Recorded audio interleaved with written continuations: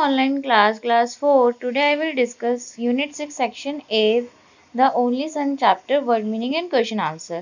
आज मैं आपके यूनिट 6 के सेक्शन ए का जो चैप्टर है द ओनली सन उसके वर्ड मीनिंग और क्वेश्चन आंसर आपके साथ डिस्कस करूंगी, आपको एक्सप्लेन करूंगी. First is Archer. Archer means होता है धनुर्धर, बाण चलाने वाला, धनुष चलाने वाला.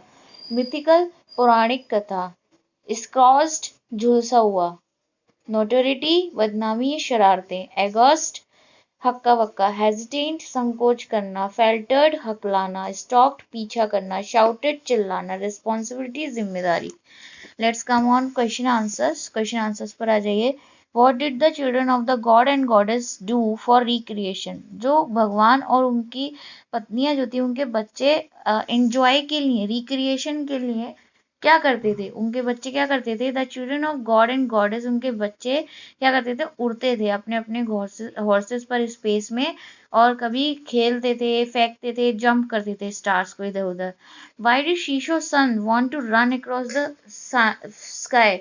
शीशो का जो बेटे थे वो क्यों जाना चाहते थे स्काई पे? वो इसलिए जाना चाहते थे बिकॉज, क्योंकि दे डिसाइडेड टू शो, वो दिखाना चाहते थे उनके पास कितनी गर्मी और कितनी लाइट वो पैदा कर सकते हैं, जनरेट कर सकते हैं, उत्पन्न कर सकते हैं.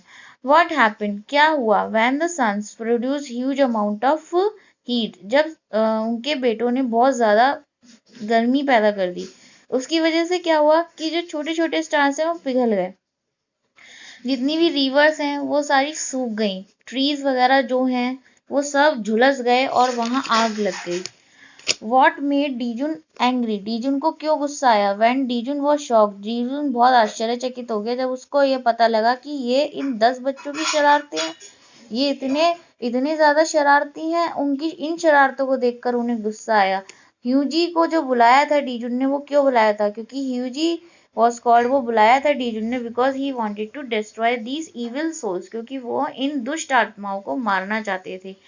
हाउ डिड द टेंसन, 10वां बेटा कैसे बचा? और ये लेसन हमें क्या शिक्षा देता है? टेंसन जो था वॉज हाइडिंग बिहाइंड शीशो, जो शीशो के पीछे छिपा हुआ था, was save from his arrow, वो उनके एरो से बच गया और उसने पूरे आकाश पर फिर साम्राज्य स्थापित करा. और ये चैप्टर हमको ये शिक्षा देता है कि he never thought of making a mistake ever, उन्होंने कहा कि आप कभी भी वो एक गलती करने के बारे में कभी नहीं सोचेंगे.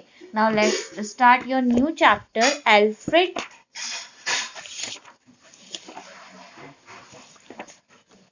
Unit 6 section B, Alfred Nobel.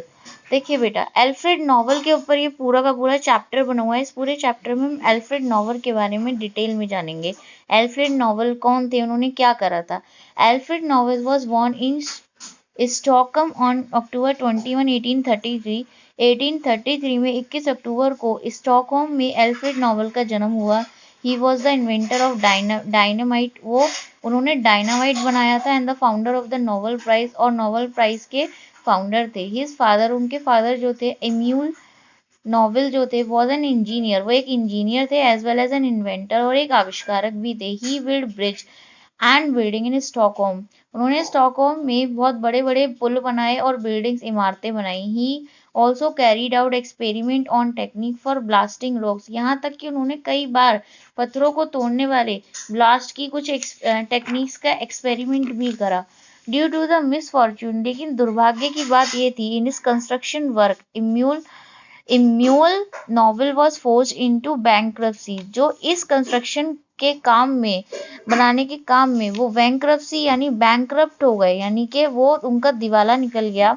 The same year, उसी साल, Alfred Nobel was born, Alfred Nobel पैदा हुए थे.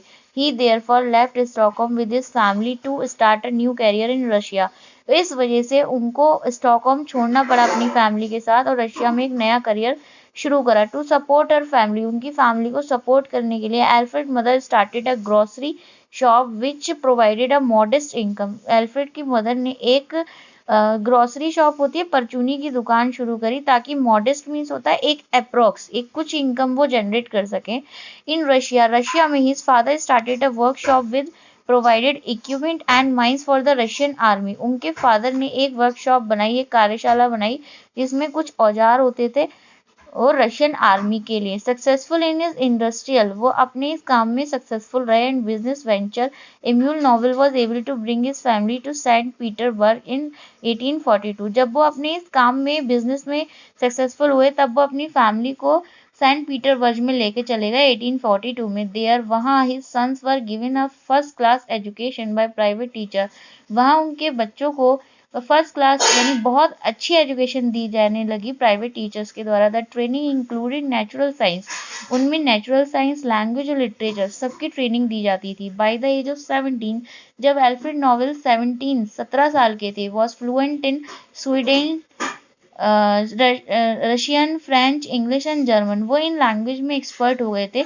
His primary interest were in English literature, जो उनका मेन इंटरेस्ट था वो कहीं ना कहीं इंग्लिश लिटरेचर और पोइट्री में था, केमिस्ट्री और फिजिक्स की तरह।